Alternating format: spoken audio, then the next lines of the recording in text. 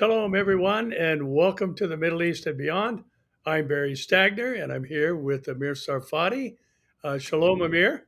Hey, Shalom Barry. It's good to be with you and it's good to be with everyone. I know it's a little bit of a surprise to broadcast in an unusual day, unusual time. That may explain the low number of people that are now watching. However, we ask you to share this video so others can now see it and understand that we are indeed live.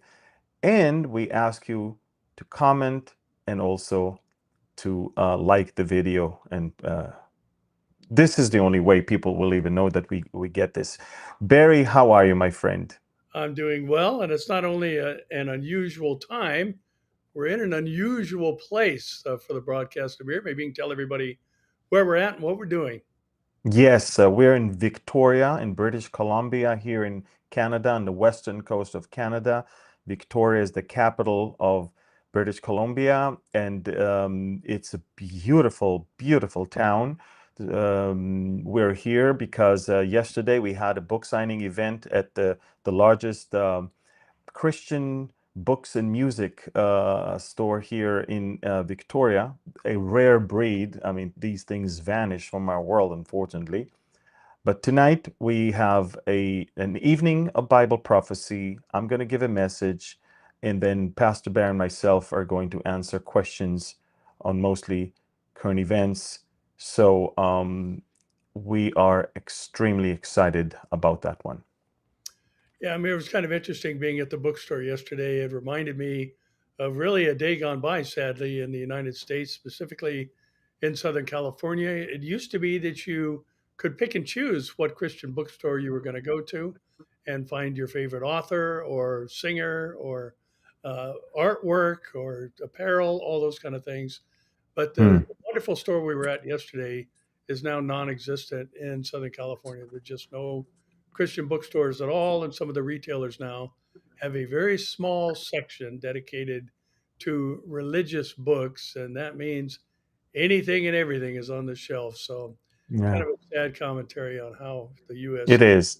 It is sad. I remember coming to America for us in the late 90s and throughout, the beginning of 2001 all the way to 2010, I guess. That was our greatest opportunity to visit bookstores we don't have in Israel. We have maybe one or two, but we could choose Bible covers and fish for our cars, the fish emblem, and different stuff that you can get for your Bible studies and stuff like that. And as you said, unfortunately, these things don't exist anymore in the numbers that we were used to. And yeah, so kudos to those that are still running them. And I hope that things will change in that area. Yes, Barry, we have a very full plate today. That we do. And Amir, we've got some of the usual suspects on the radar for today's program. And things continue to make the news in Iran, and there's some rather curious explosions that continue to go on there. A lot of finger pointing, and those who uh, do not necessarily want to divulge where they think this is coming from, because then they'd be forced to retaliate in some form or fashion. So Yeah. maybe you can fill us in on what's happening there in Yes. Iran. Well, as you can see on the map right now, these are the areas where over the last 3 weeks, mysterious explosions were reported, fires and explosions. We're talking about Mashhad, Seman, Tehran, Karao, Tabriz, Qom, Isfahan, Dezful, and Khuzestan. Now, in most, if not all these cases, these are not some innocent fires that are in random places. These are in specific locations where either IRGC key people live or where they operate to promote Iran's programs, whether it's missile programs, oil industry, and all of that. So we're talking about every single day new thing.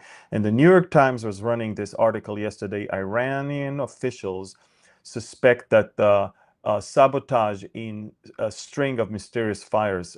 And it's important that you understand, Pastor Barry, Iran is not only suffering from all of these, but it has a horrific shortage of water, very, very, very intense heat wave.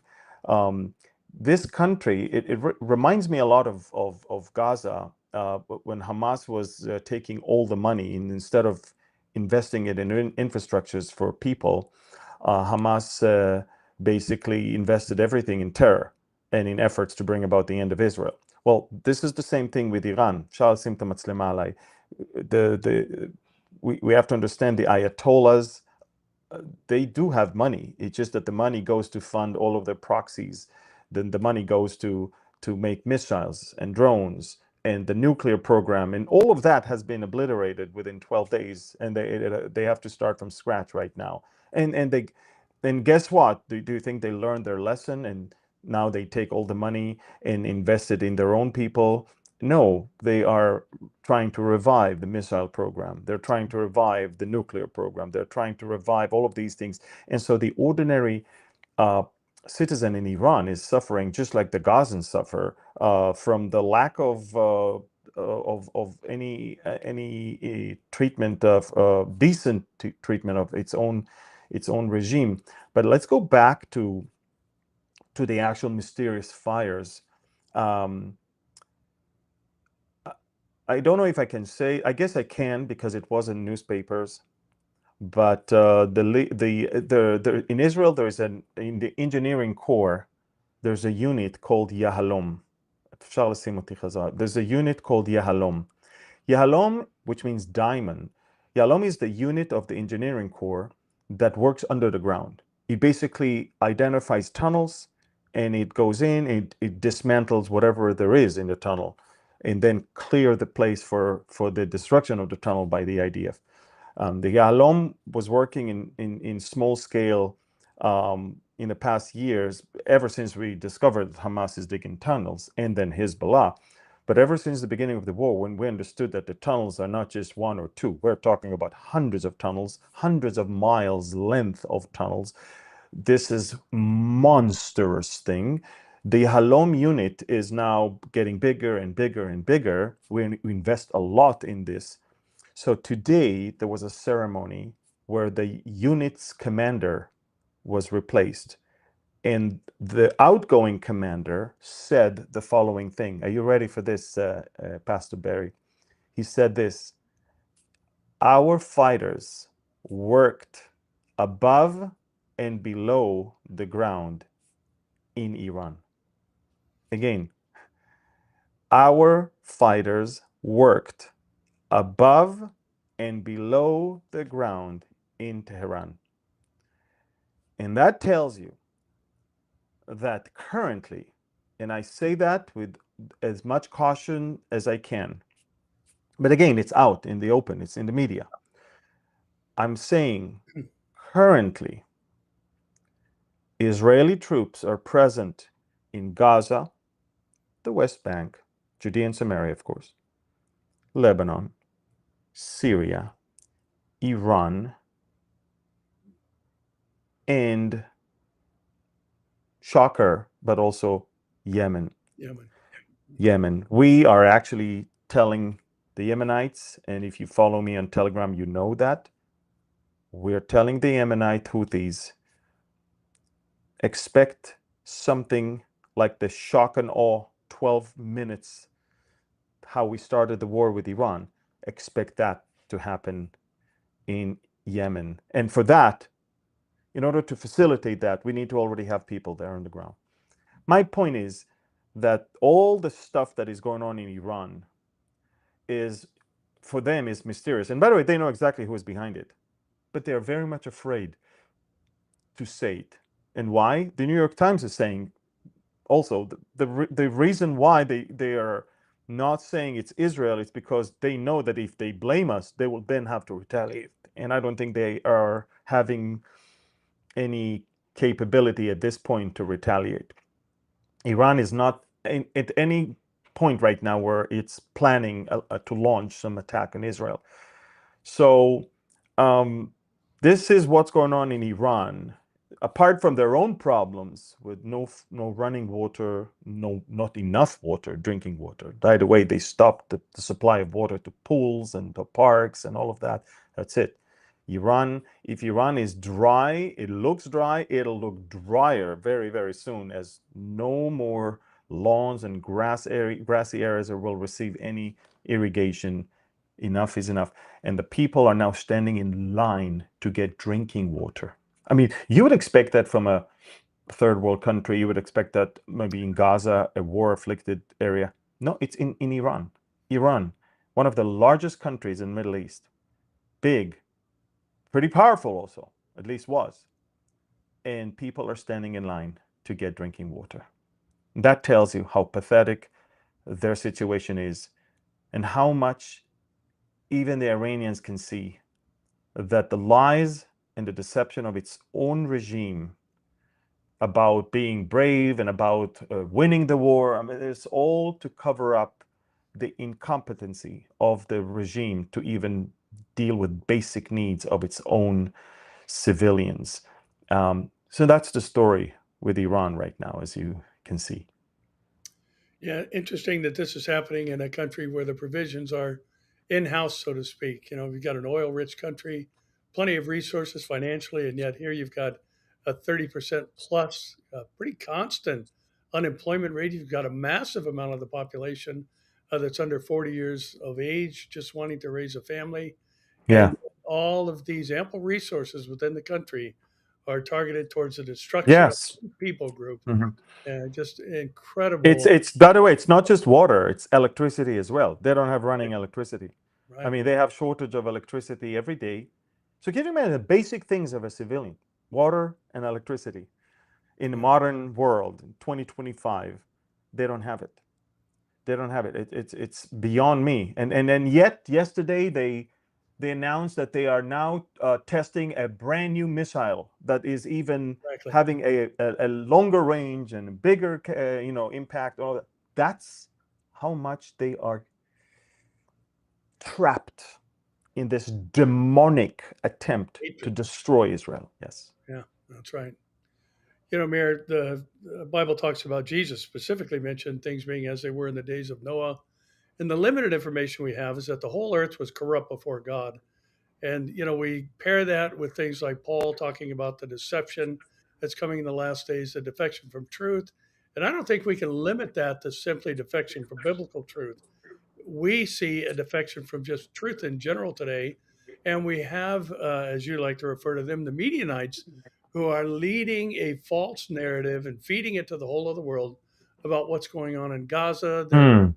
taking pictures from other countries of emaciated children and presenting that as though these are the Gazans who are starving to death because of the inhumane actions and the genocidal mindset of Israel. And maybe you can set the record Yeah. straight with what the facts actually are. Yes. First of all, there is a great collusion of the media outlets with Hamas and with the UN, the three of those together, to promote a fake campaign of starvation in Gaza, which, by the way, contrary to reality. And let me make it very clear, Pastor Barry, this is a tactic of the enemy to make Israel look bad and to somehow get better conditions for them in the negotiations that we are running. And by the way, as of a few minutes ago, the special envoy of President Trump to the Middle East, Steve Witkoff, just said that Israel is returning its delegation from Doha in Qatar for some consultations, but that means that it's in a deadlock. And the reason is Hamas is now raising some very unreasonable demands, and Hamas is not serious. So you see, Hamas is creating fake campaign of starvation. The world media echoes that. The UN is collaborating with that. And that puts pressure on Israel. And then Hamas is saying, okay, now let's see Israel cooking in all of this. And we have time. We're going to drag our feet in the negotiations. And all of that on the expense of the Gazans themselves. Because look, we do have 20 living hostages there. but there are nearly 1.5 million to 2 million Gazans there as well, remember. And the thing is that we can show you the map so people will understand what's going on. It's very important. This fake narrative drives me crazy. So first, that's the Gaza Strip. Israel, of course, is now controlling 65% of Gaza operationally, but we also have those pockets that you see that these are empty spaces that, in a way, we also control them. So it's almost 75% that is in our hands. And you can clearly see that as far as the humanitarian aid, cargo crossing, and the aid distribution centers, we're going to focus on that right now. Take a look, Pastor Barry. As you remember, part of the Gideon Chariot's effort is to replace the dependency on the UN and Hamas and create an independent entity that will distribute food to the Gazans for free. Now, you're probably saying, wait a minute, I thought everything is for free. Everything is for free when it enters into Gaza. But then once the UN and the Hamas is taking it, the UN is locking stuff in their storage, and Hamas is taking what they want for themselves and then selling the rest in some crazy prices to the locals. So that's how Hamas is funding itself. First of all, Hamas is taking care of itself food-wise, and then Hamas is funding salaries and recruitments of new people by doing that. Now, part of the Gideon Chariot strategy was we are creating something that will take that from them. So the Gaza Humanitarian Foundation was established. It's run by Christians, by the way. A born-again evangelical leader, Reverend Moore, is actually heading it. He's a businessman.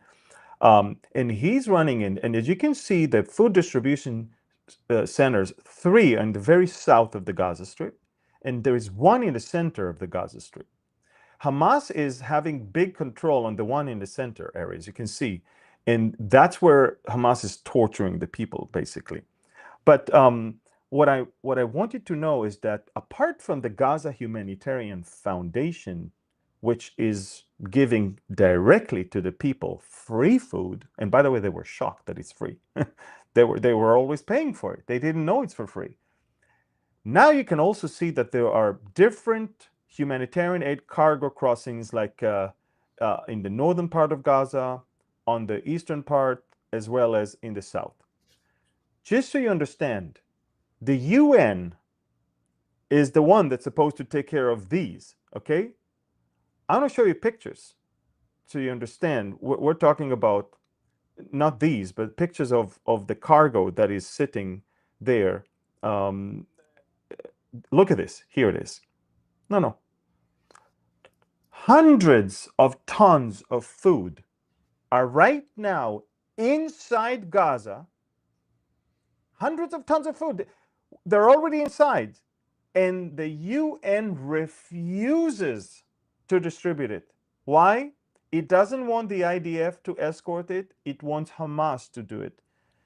The UN is collaborating with Hamas to create a fake starvation campaign in order to get to the table of negotiations, and that the demand of Hamas to eliminate the Gaza Humanitarian Foundation distribution centers from the table.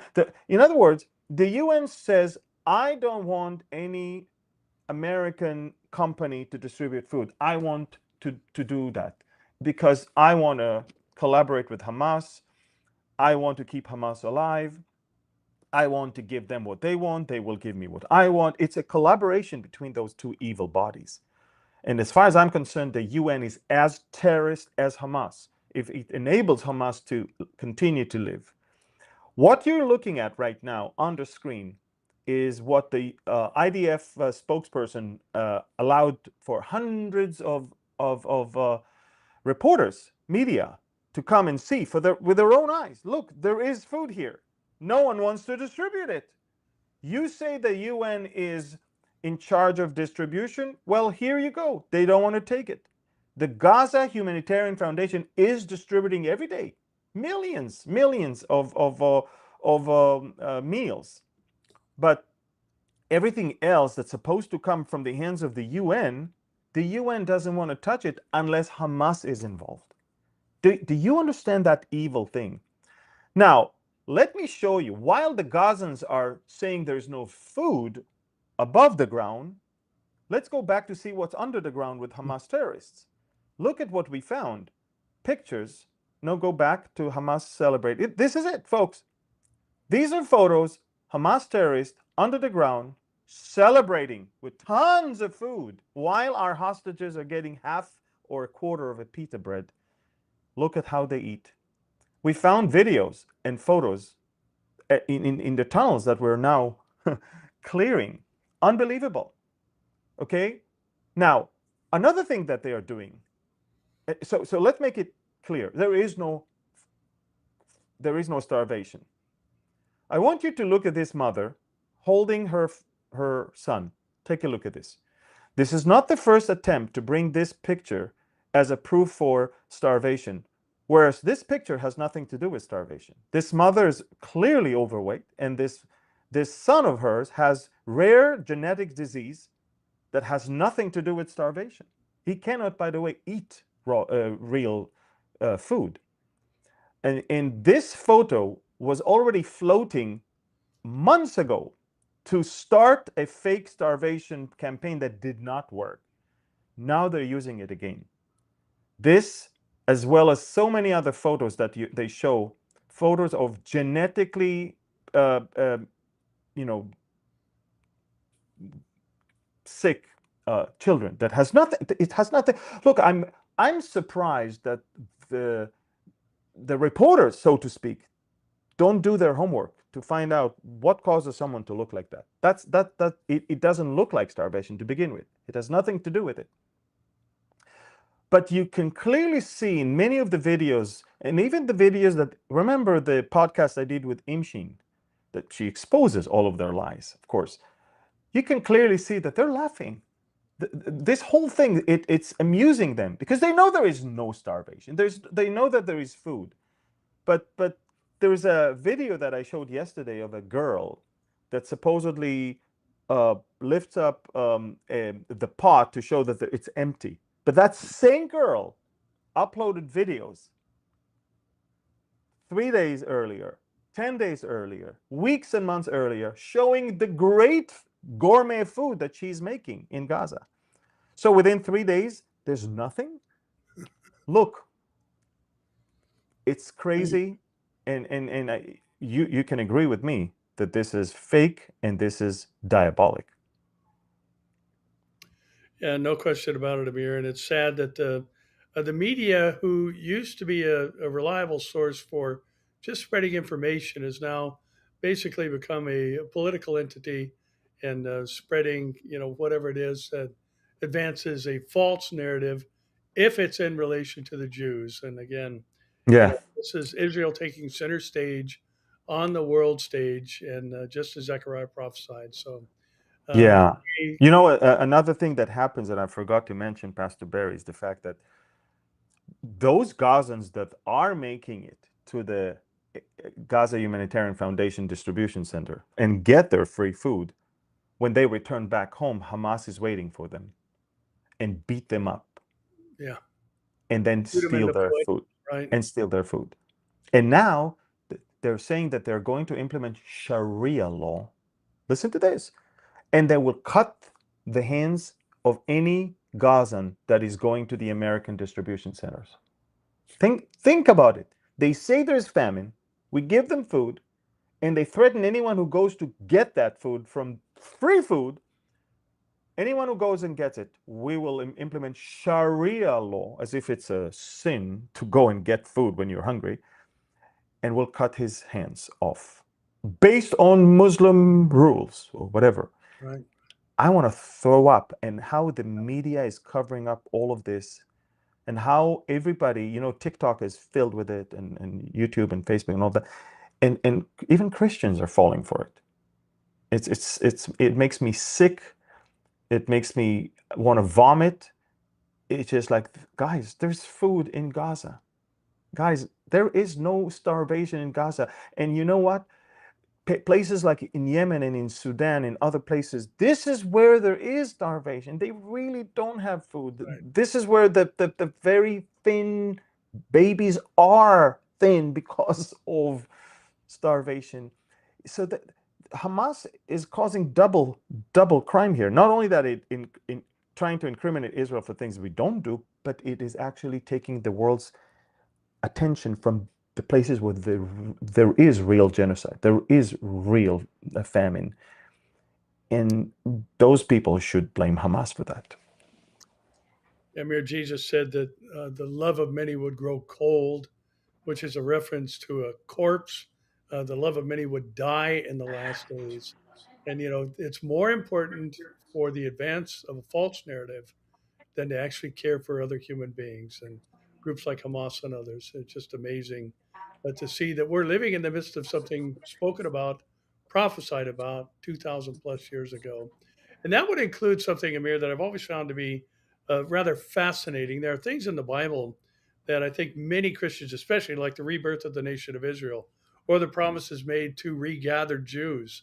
How could this happen? And 2,000 years of Christians wondered, well, there is no Israel. How in the world are these things going to take place?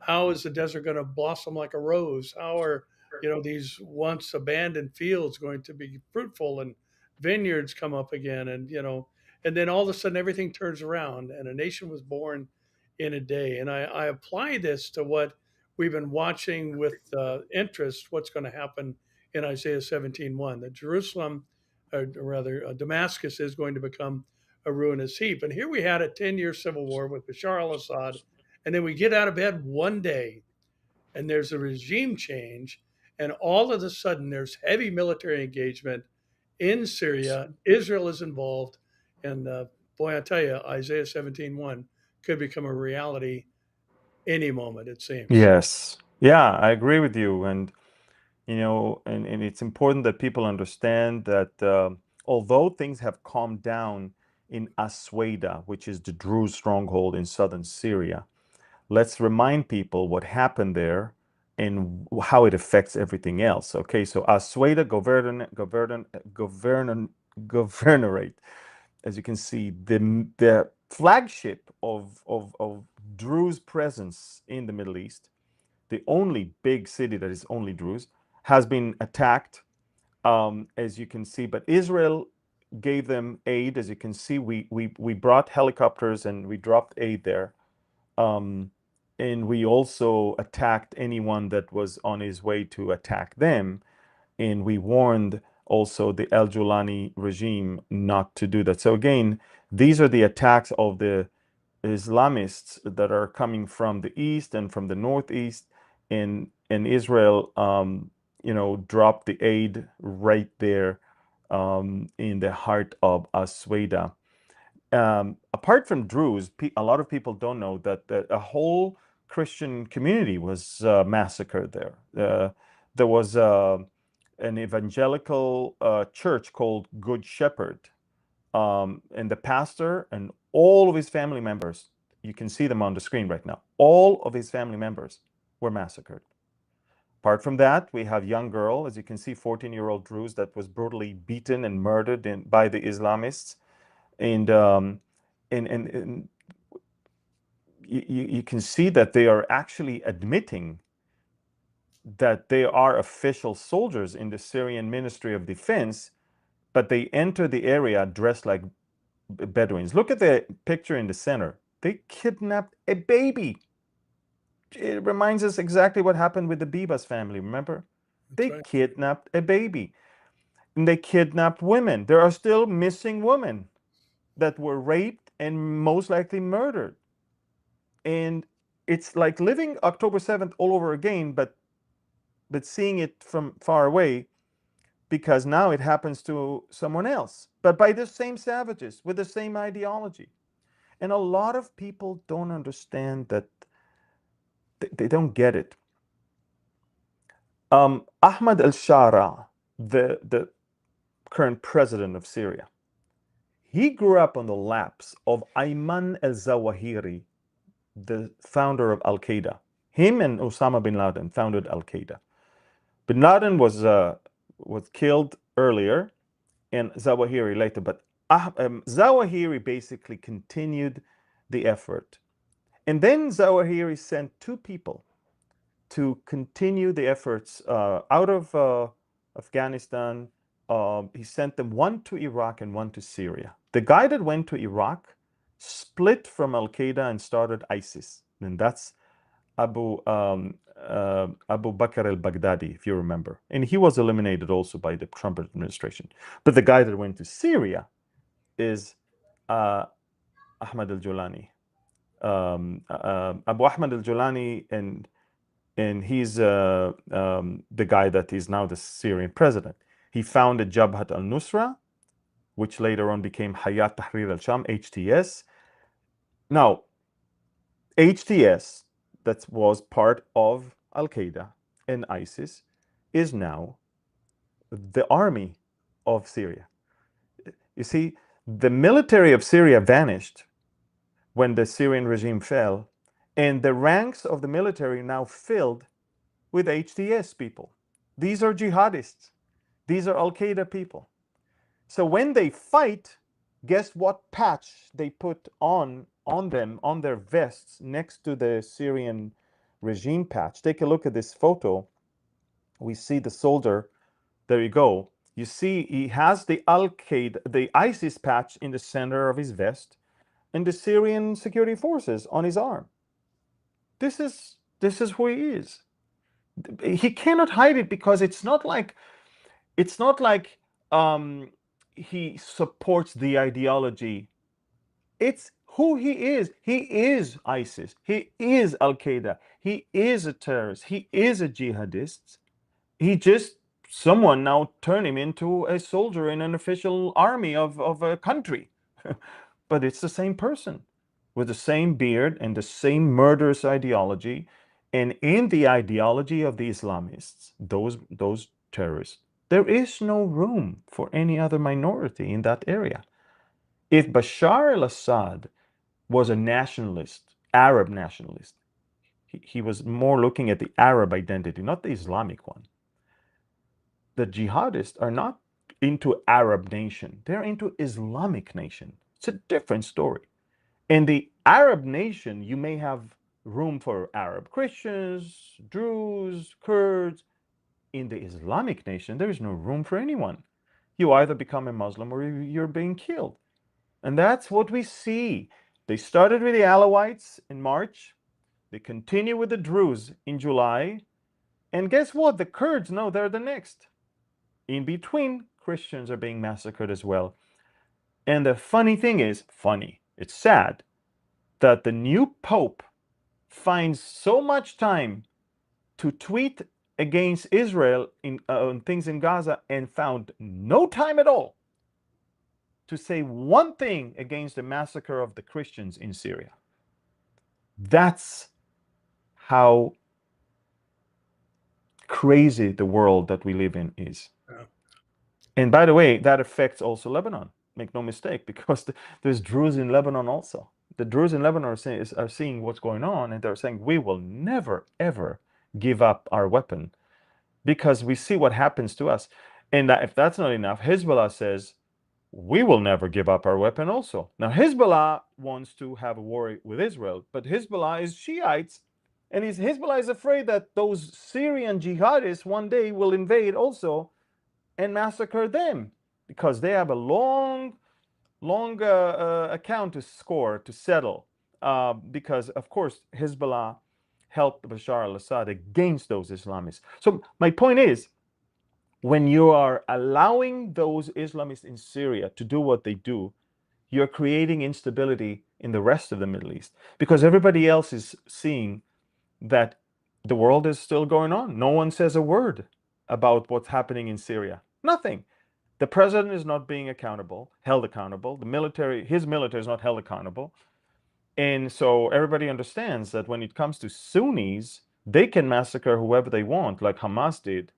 But when it comes to Shias, Iran is being punished and Hezbollah is being punished. So we're not willing to do that. And so I can see how Hezbollah is saying, we are not giving up. They just announced yesterday And America is giving them time until October to give up their weapon, or else what? I'm asking, what's going to happen? Another civil war in Lebanon? What's going to happen? So, Pastor Barry, very unstable Middle East, and I don't see how we have peace with Lebanon and Syria, but I don't see how also Lebanon and Syria are going to be quiet. And I think that, as you just alluded earlier, it's the destruction of Damascus that is around the corner rather than normalization with Damascus. That's how I see it. But Amir, you have to remember that Jelani's wearing a suit. That Yeah, must mean he's sure. okay, right? Yeah. How quickly the military, the 20 million bail bounty on his head, how quickly they were removed. Yeah. How quickly the HTS is no longer a terrorist organization. How quickly the sanctions were lifted from Syria. How quickly the world moved on when all they do is massacre. By the way, you know when a country is changing, but not by the military actions, because they can always blame it on someone else. Every time something bad happens, they say it's not us, it's terrorists, it's a separatist group, blah blah blah. But how do you know that the problem is with the regime? Go to their textbooks, go to their education system, and see what is it that the regime is teaching the children. And everything in Syria is now changing to Islamic texts, Sharia law texts. That's right. So you know that he has not changed. You know that it's never going to end up well. You know that if the Sharia law and Islamic test eventually will lead to the massacre of anyone that is not Muslim or Sunni Muslim. So, they can fool the world, but they cannot fool the people in the Middle East. We can all see it. The people in Syria see it, the people in Lebanon see it, the people in Israel can see it. And Israel is the only country that stood up against Giuliani to help the Druze. The only reason why it's quiet now in Asweda, and the only reason why the Druze are still there is because of Israel. And I That's right. think the Druze know that, the Kurds can see that, the Alawites can see that. The Alawites wished Israel intervene on their behalf as well. So all I'm saying is, Pastor Barry, that the only country in the Middle East that is fighting evil is being accused for being an evil one. Yeah. And that's when evil is called good and good is called evil, darkness is called light and light is called darkness, as Isaiah 5 says. And that's why, we're living biblical reality of how everything is so distorted.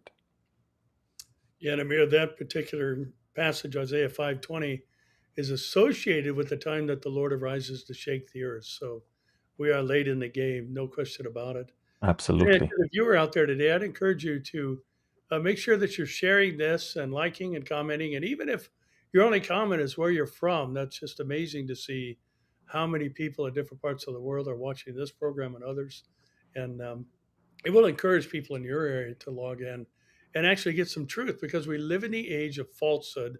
We live in the age of a misrepresentation of facts, and this that goes everything from whether a man can be a woman or a woman a man, down to the facts regarding the nation of Israel, the genocide in Gaza, and all the other things that are just Yes. simply And mis. then, Barry, we also want to reward people that are active on social media on our behalf, and they're sharing and commenting and liking and subscribing. Right? We have a team that goes through all of that, and every once in a while we take the names of those active ones, and we have some sort of a draw, and we are sending them gifts also of books and other things. So just so you know, we are thankful for you being active in this war, and Yes. we also would like to reward you for that. So Yeah, and Amir, Lebanon continues to make the news, as you mentioned a moment ago. And it was kind of interesting to think about the fact that, the U.S. is demanding that Lebanon disarm. And, if you look back historically at the breakup of the Ottoman Empire early in the 20th century, that Lebanon was the Arab Christian country. And, of course, there was a population of Muslims living there.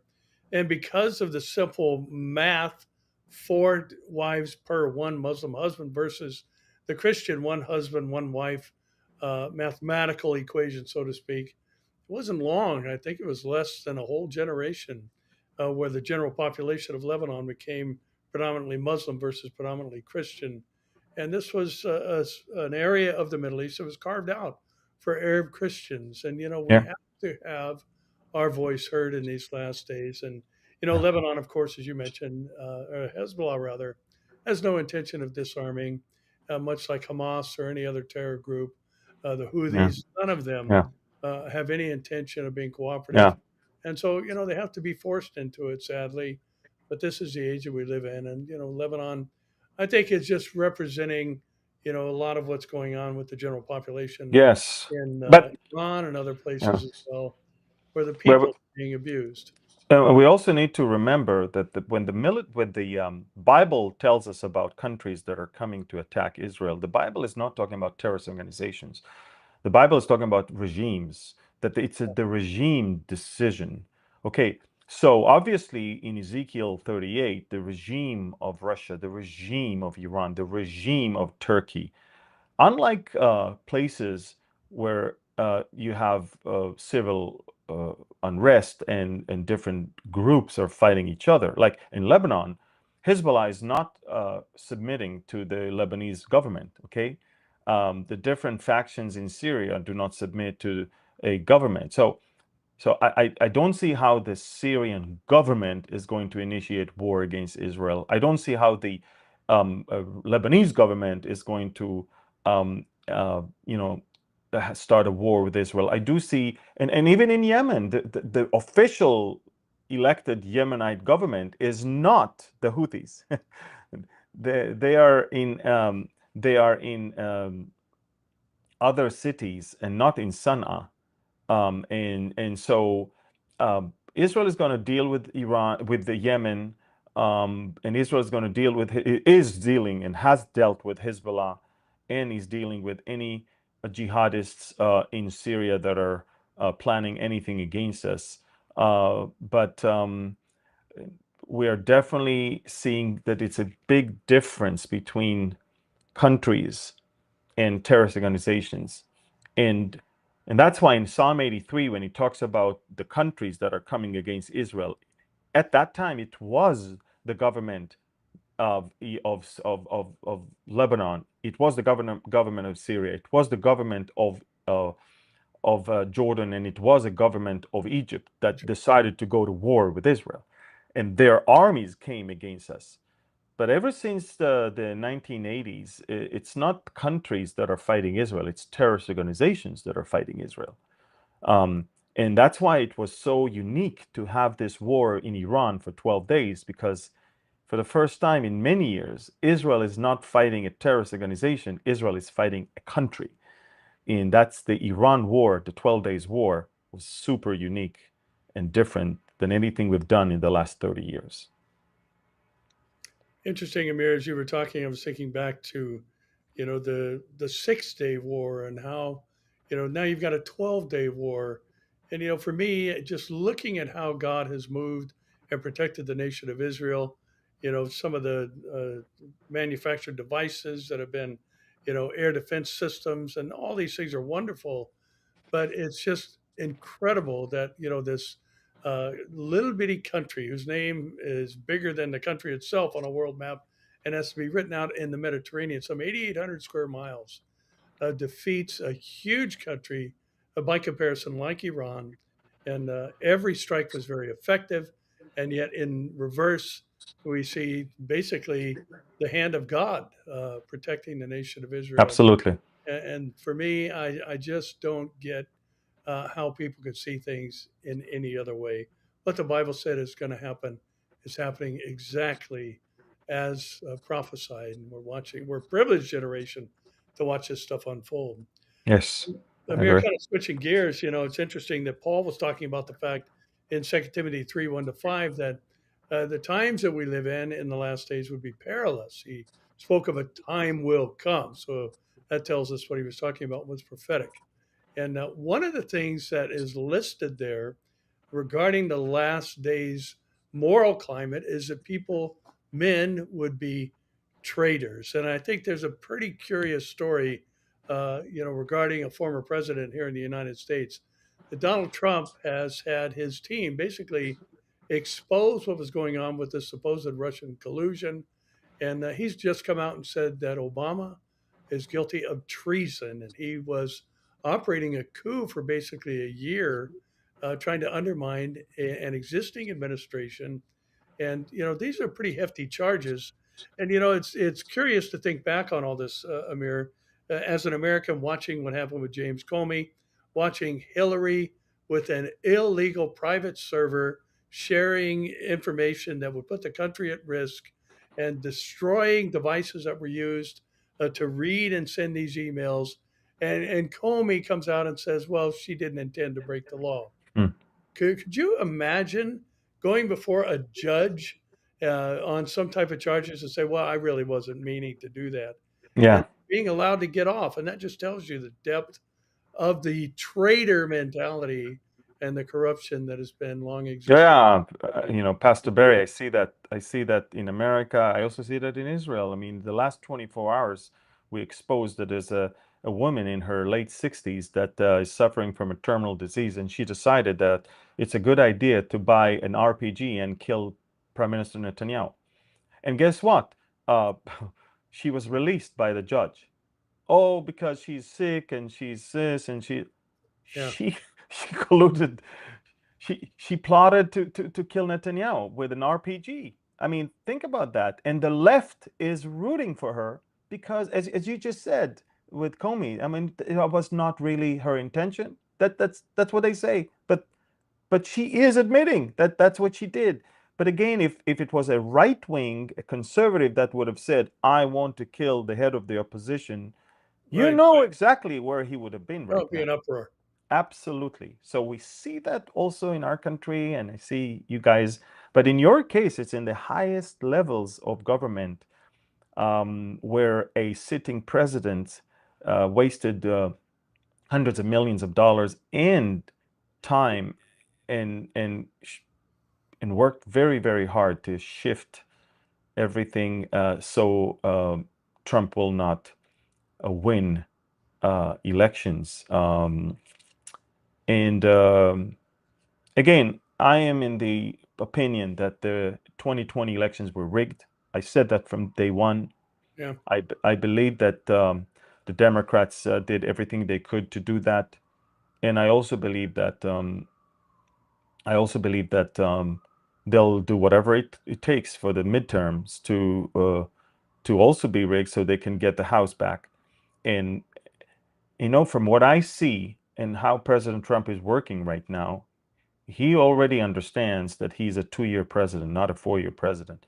He Yeah. understands that's why he's trying to do everything he can, all of his agenda he wants to implement in 2 years, because it's obvious that something is coming. And let's face it, also the Republicans, they cannot have something good for too long. Let's face it. And so, uh, as far as the president is concerned, the second part of his term might be much harder to operate, and therefore he knows I've got now everything I need to do everything I want, and that's why they're trying to push narrative of smearing him and putting him down, so he will not be able to get the trust of the public to do what he needs to do in these 2 years. And we see that it's obvious. Anyone that has some even little wisdom in politics can see that this is a well orchestrated campaign using the Epstein files and other things to make him look so bad, as if this is it. Oh, and you know what? It's funny because the Democrats are quiet because they know that 80 to 90% of the visitors of Epstein were actually Democrats That's right. themselves.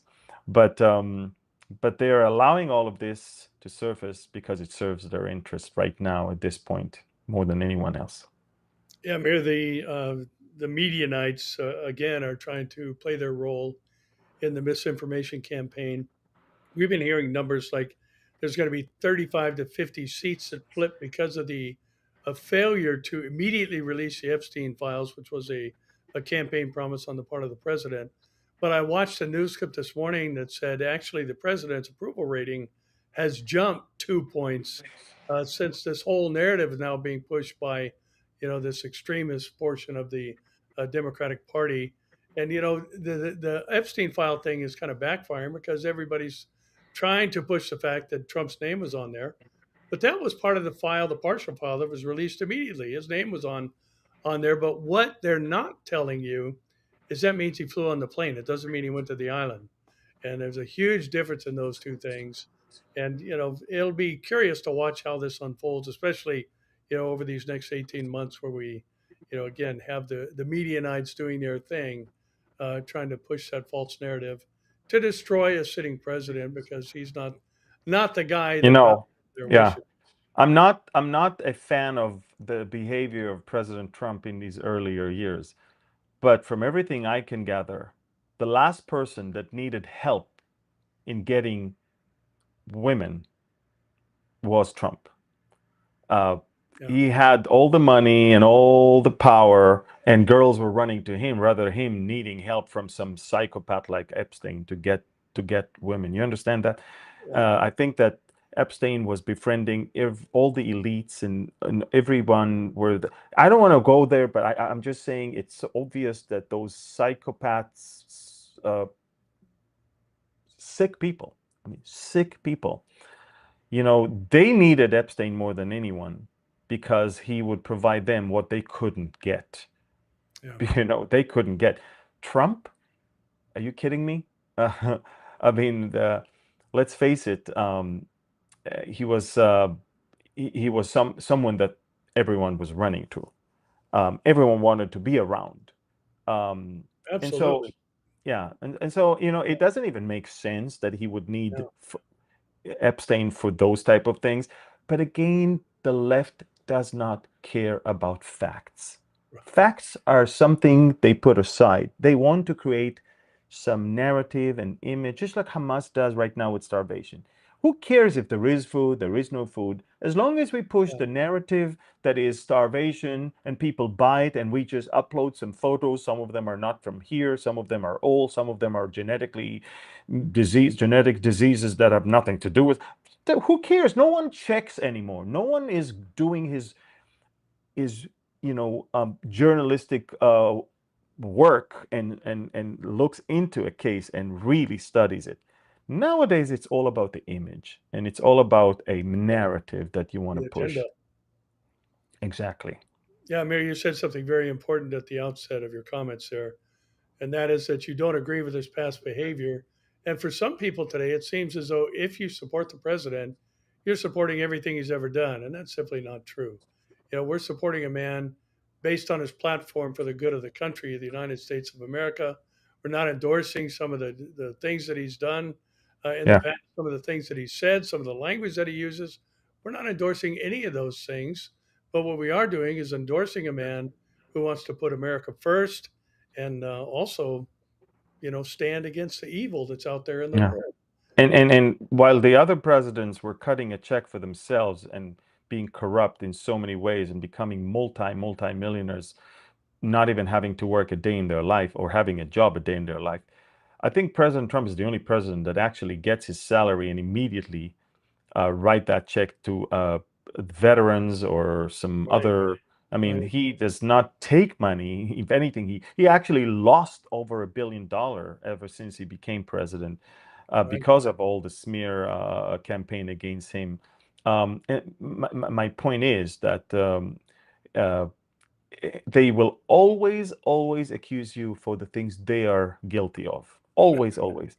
And Yeah, by the way, as born again believers, we are the last people to judge someone for his old life. yeah, you yeah. know, Amen to we that. know exactly what it means to come from an old life to be now finally fulfilling your calling, and in our case, the spiritual regeneration that is now giving us new life and new direction in life. But God forbid every person around us will keep judging us for who we were before. Um, And that's the enemy, the accuser. Remember, the accuser of the brethren. And so in this Day and night. case, yeah. And so in this case, I mean, I would say that's, by the way, I believe the reason why you see lack of people who wants to run for leadership positions. There's shortage of them. Why? Because everybody has something Something in in the his closet. Yeah. in the closet. But when they see that that's all they're going to show about you, and no one is going to talk about your life calling, your mission, who you are now, and what you're about to do for the country. Everybody's going to dwell on who you were in your stupid Yeah. years. Um, No one wants to join the battle. No Negative one wants to. campaigning. Yep, yep. And that's why you're left with very, very poor selection on both sides. Yeah, Amir, one last thing before we close things out. There's a lot of talk about AI. We know there's going to be some type of humanly created image during the tribulation period where the whole earth is going to bow down before this image made in the likeness of the beast who, had this deadly wound that was supposedly healed, kind of a mock resurrection and all that. And there's going to be this image that the whole world goes after and worships the dragon and worships the beast. And, obviously AI is a primary candidate for creating this particular image. And there's a story that came out just this past week about an AI agent that went rogue. A company had Hmm. hired another company and their AI software to help them streamline their business. And actually, what happened is AI went rogue, started doing its own thing, even arguing with the founder of the company when the company started, trying to figure out exactly what was going on. And AI wound up deleting a 2 year long database, a customer base, and Wow. just lost all the information regarding their company's history and sales records and all those kind of things. So it reminded me of Elon Musk talking about the greatest threat to mankind is artificial intelligence, and here we have a prime case or evidence that there's Ah, going to be problems with this particular. super crazy, super Yeah, crazy. wild, but Oh, amazing. We live in crazy times, and we are. and we both Jesus is feel that coming. he is coming. Yes. Yeah. And I just want to remind the viewers, both of us, I mean, we have a new book. I have a new book that is coming in October, and that's the sequel of for Revealing Revelation and Discovering Daniel. It's called um, Exploring Ezekiel. It's coming out this October.